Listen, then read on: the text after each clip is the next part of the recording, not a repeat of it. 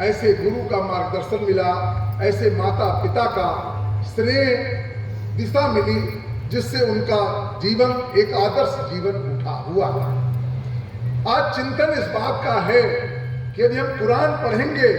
तो उसमें लिखा है मुसलमान बनो, यदि हम बाइबल पढ़ेंगे तो उसमें लिखा है ईसाई बनो, बौद्धिस्ट में बौद्ध, जैनिस्ट में जैन, लेकिन यदि हम वेद पढ़ेंगे तो उसमें लिखा है मनुष्य बनो। आर्य समाज का जो चिंतन है वो चिंतन ये है कि व्यक्ति को ये, और जो मनुष्य मनुर्भवा का शब्द मिला, ज्ञान मिला,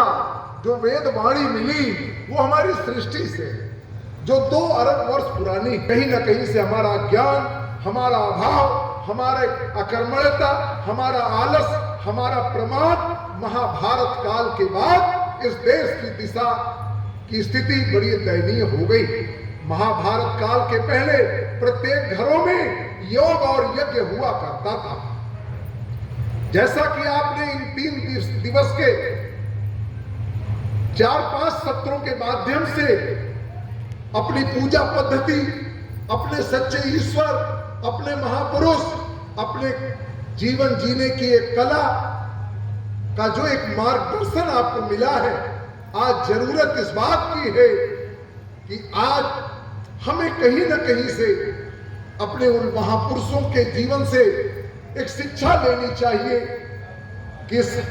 भारतवर्ष के यदि हम नागरिक हैं तो क्या हमारा भी इस देश में रहने के नाते क्या कोई कर्तव्य या दायित्व है या नहीं। क्या मेरा काम खाली कमाना, खाना, पायखाना और मर जाना ही है? मेरे प्यारे बंधुओं, एक पेड़ था, उस पेड़ पे एक पक्षी बैठा था, पेड़ जल रहा था, बहेलिया जाता है, कहता है पेड़ जल रहा, पक्षी तुम उड़ जाओ। पक्षी बोलता है इस पे मैंने मलमूत्र किया, इसकी छाया मैंने पाया, इसका फल फूल खाया, पेड़ जलेगा तो हम भी जलेंगे। मेरे बंधुओं, आप चिंतन करिए, हम मानव होकर के भी हम कहीं न कहीं उस विश्व गुरु महर्षि दयानंद के बारे में नहीं समझ पाए, जिस महर्षि दयानंद ने हमें एक नाविक की हैसियत से वो चेतना दिया कि आजादी की लड़ाई में यदि आप महसूस करें तो 7,85,000 क्रांतिकारियों ने बलिदान दिया। आज सुभाष चंद्र बोस से लेकर सरदार भगत सिंह से लेकर पंडित राम प्रसाद बिस्मिल से लेकर लाला लाजपत राय से लेकर झांसी की रानी से लेकर जितने भी महान विभूतियां थी, उनके अंदर यदि राष्ट्र के प्रति चेतना आई तो महर्षि दयानंद ही थे। महर्षि दयानंद ने कभी स्वयं के ऊपर नहीं कहा मेरे ऊपर माल्यार्पण करो, उन्होंने वेदों के आधार पर ही एक चिंतन दिया कि संसार का उपकार करना इस समाज का मुख्य उद्देश्य है। उन्होंने चिंतन दिया कि वेद को पढ़ना, पढ़ाना और सुनना, सुनाना सब आर्यों का परम धर्म है। मेरे बंधुओं, यदि आज भी आपके अंदर एक टीस, एक दर्द, एक वेदना, एक कसक है तो कहीं ना कहीं से महर्षि दयानंद के उस सत्यार्थ प्रकाश को, जिसमें 14 बंदूक की गोलियां हैं, 14 अध्याय हैं, और उसके आगे कोई चादर और फादर कोई भी आदमी टिक नहीं सकता, क्योंकि महर्षि दयानंद सरस्वती ने उन 6000 कुरान की आयतों से उन आयतों को छाट के आपके सामने में परोसा है जो आपको काफिर कहते हैं। हमारे समाज का उत्सव चल रहा था, उनके पिताजी कोतवाल थे और कहीं ना कहीं से स्वामी श्रद्धानंद बहुत बड़े शराबी मांसाहारी थे। जब उन्होंने इस तरीके से आर्य समाज का सत्संग सुना तो उन्होंने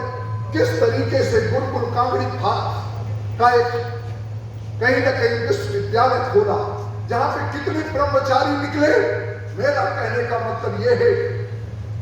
कि यदि आपके अंदर एक पीस, एक दर्द है तो आर्य समाज से जुड़िए, इन किताबों को लोगों को वितरित करिए। अपने गांव और मोहल्लों में जिस तरीके से आप सत्यनारायण जी की कथा सुनते हैं, अपने घरों में यज्ञ और वेद की कथा कराइए और विद्वानों के द्वारा कहीं न कहीं उस पाखंड का, उस अंधविश्वास का, उस गरुड़म का कहीं न कहीं से चिट्ठा खोलिए और अपने पूजा पद्धति को, अपने मर्यादा पुरुषोत्तम राम को, योगराज कृष्ण चंद्र जी को, उस जीवन को समझिए जिस कृष्ण जी ने जीवन पर्यंत कोई ऐसा कार्य नहीं किया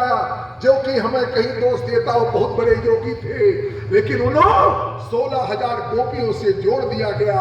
यदि आप जीवन जीना चाहते हो, यदि सम्मान चाहते हो, यदि प्रतिष्ठा चाहते हो, यदि आपकी पीढ़ी आने वाले समय में कहीं कहीं इमरान नाम न पड़ जाए, मकबूल न पड़ जाए, कहीं न कहीं इस्लाम और ईसाइयत के डंके के चोट पे जवाब देना चाहते हो, तो मैं दावे के साथ कह सकता हूं वो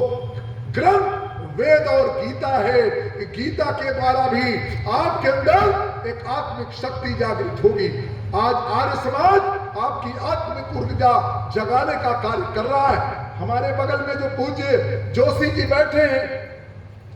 21 तारीख से लेकर के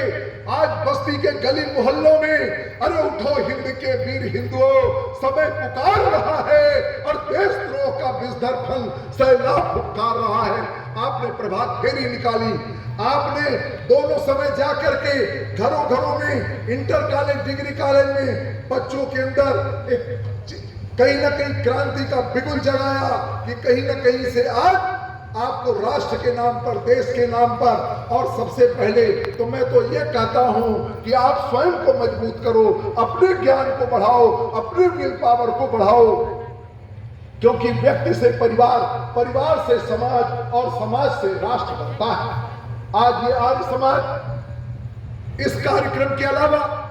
इंटर कॉलेज, डिग्री कॉलेज में नौजवानों को बौद्धिक की क्रांति देता है, क्योंकि मैं तो जानता हूं कि जहां जवानी जाती है वहां जमाना जाता है। कई लोगों को प्रेरित करके हम लोग गुरुकुलों में भेज रहे हैं। मैं दावे के साथ कहता हूं कि यदि आपके पास कोई धन संपदा है, वो आपका नहीं है, यह आपके प्रारब्ध पिछले जन्म के कर्म का है, वो आपके इस वातावरण का है, आपके माता पिता गुरु का दिया हुआ है। आप यदि बचना चाहते हो तो गुरुकुल में लोगों को प्रेरित करो, जो बच्चे नहीं पढ़ पा रहे हैं, लिख पा रहे हैं, क्योंकि आएगा खत अरब से, उसमें लिखा ये होगा, गुरुकुल का ब्रह्मचारी हलचल मचा रहा है, हलचल मचा रहा है। और दूसरी चीज जो मुझे नजर आती है कि आज हम यदि मोहल्ले मोहल्ले में स्वयं घरों में बैठ करके लोगों को कहीं न कहीं सच्चे ज्ञान से नहीं जोड़े, वेद की ऋचाओं से नहीं जोड़े, यज्ञ से नहीं जोड़े, सच्चे ईश्वर को नहीं बताए, सच्चे गुरु को नहीं बताए, और कहीं न कहीं से उनके अंदर सच्चा चिंतन नहीं दिए, और हम उनको नहीं बताए कि महाभारत और वाल्मीकि रामायण में आर्य पुत्र लिखा है, कहीं कोई जात पात की चीजें सब बांटने वाली है। हमें बताना पड़ेगा कि ब्राह्मण की बोली और क्षत्रिय की बोली और शूद्र की टोली,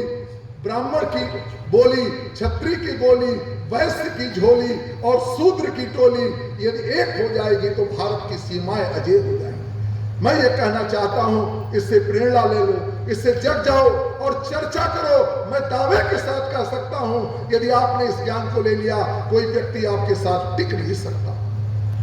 आर्यवीर दल, आर्य वीरांगना दल में खोल के समर्थन करो, क्योंकि मैं कहा करता हूं कि धन धरणी के बीच में सारा गड़ा रह जाएगा, पशु भी बंधे रह जाएंगे जब मौत का दिन आएगा, पत्नी भी साथ देगी तेरा मात्र घर के द्वार तक, मित्र दल तुझे मरघट तक पहुंचाएगा, देह भी तेरी चिता में यूं जी भूजल भुन जाएगी, फिर बोल परलोक में तू किसको साथ पाएगा। अरे धर्म एक ऐसा साथी है जो तेरे साथ जाएगा। कल की जो ये सभा होगी, प्रातः 8 बजे यज्ञ होगा,